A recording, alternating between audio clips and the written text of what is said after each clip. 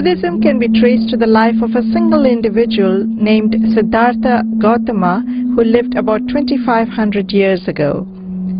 Raised as a prince, he decided to leave his home at the age of 29 to seek an answer to the problem of human suffering. Through insight and meditation, he gained supreme wisdom, and his teachings form the basis of the many practices we now call Buddhism. Buddhism thrived in India for over 1,000 years, but eventually declined and spread to other parts of Asia and beyond.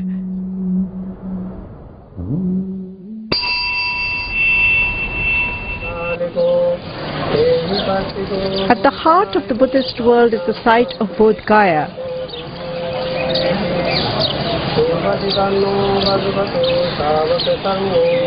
Pilgrims visit here from all over the world to pay their homage to the Buddha. This is where the Buddha achieved enlightenment, under the Bodhi tree, so the tree is very significant. The present tree is a descendant of the original. You can see devotees wrap pieces of cloth around it.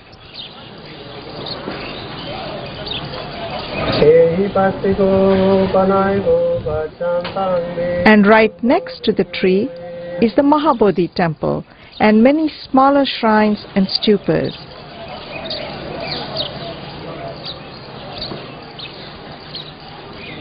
Worshippers walk around these sites as an act of devotion.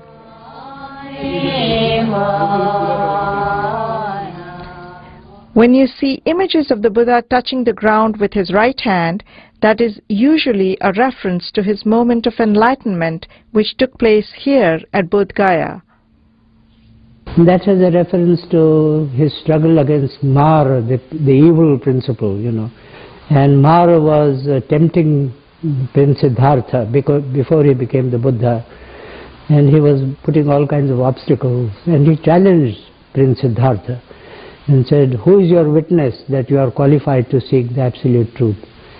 And instead of saying such and such a guru is my witness or such and such a sacred text is my witness, he touched the earth and said, "The whole earth is my witness, that I have performed that I have acquired the necessary qualifications for seeking the way out of sorrow." And it is said that the earth shook thrice to confirm his claim. Another important site associated with the life of the Buddha is Sarnath. Here, the Buddha preached his first sermon near the deer park, and the deer can still be seen roaming around. But the monasteries that were built here lie mostly in ruins. What did the Buddha preach? The nucleus of Buddha's teachings are contained in the Four Noble Truths. These truths are that life is full of suffering, that suffering is caused by desire, that desirelessness is the route to salvation, and that these causes can be eliminated by following the Eightfold Path, also known as the middle path. The middle path between extreme indulgence and extreme asceticism, because he had joined a company of ascetics, starving and exposing yourself to extremes of cold and heat. And one day he fainted and he said, "This is nonsense. How can I perfect myself like this?" Followers of the Buddha carried on his teachings by forming monastic communities. And some of these monastic activities took place around stupas and at cave shrines that can still be seen today.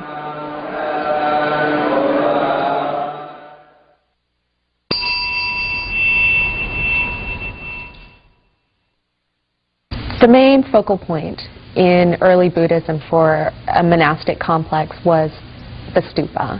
It's basically a hemispherical mound that represents the burial mound in which relics of the Buddha would have been buried.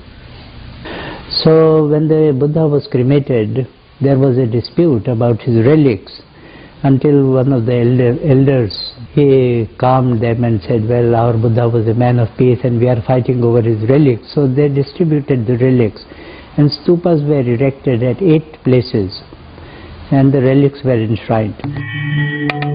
One of the most famous stupas is at Sanchi in central India. This stupa, as you can see, is just a simple unadorned dome, but the 4 gateways are very elaborately decorated. Worshippers would walk through these gateways and then walk around the stupa in a clockwise direction.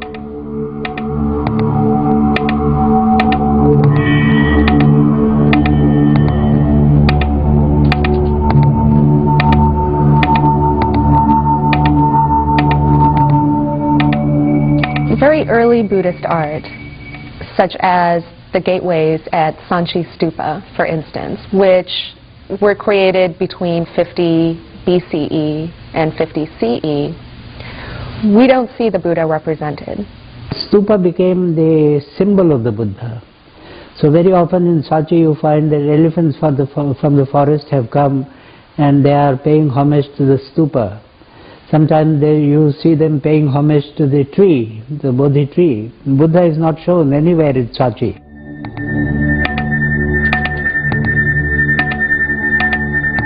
The gateways here at Sanchi also contain narrative scenes, but the Buddha is never depicted in human form. His presence is indicated in this relief, for instance, by emblems of royalty, like the umbrella above the horse, or by his footprints. In scenes of worship, the image of the wheel or of the stupa appear to stand for the Buddha himself. So his presence is indicated by these symbols.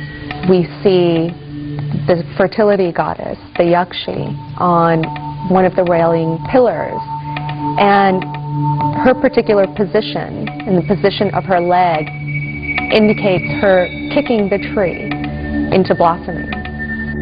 Buddhism made use of these types of fertility deities because they had to appeal to popular taste. And so they absorbed many of these local fertility deities into their pantheon. And images such as this were considered highly auspicious, may have served to delineate the transition between sacred and secular space, as well as sanctify the site. A similar image in the Asian Art Museum galleries from a railing pillar probably served in much the same way.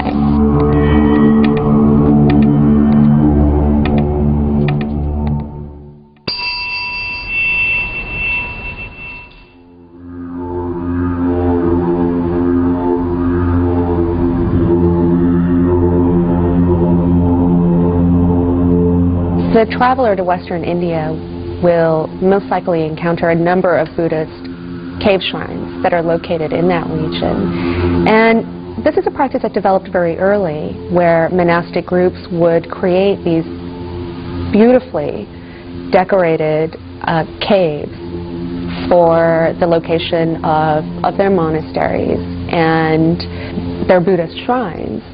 This practice of using caves in this way is probably related to the ancient practice of ascetics in India, who would retreat to mountains and to caves to perform their austerities and their meditations. Ajanta is in a wonderful setting. These are cliff-like faces that are arranged in a horseshoe shape.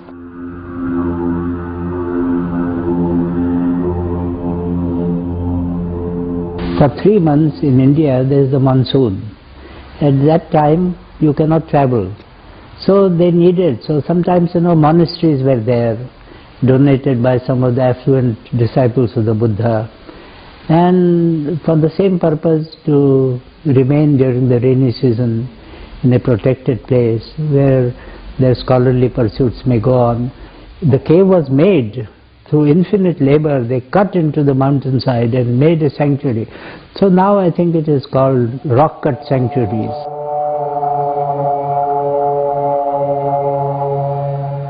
They have congregation halls and they have the individual cells. where the monks would have lived. There are also the Chaitya halls, which are the halls of worship, and they contain a replica of the stupa and are adorned with capitals along both sides and columns.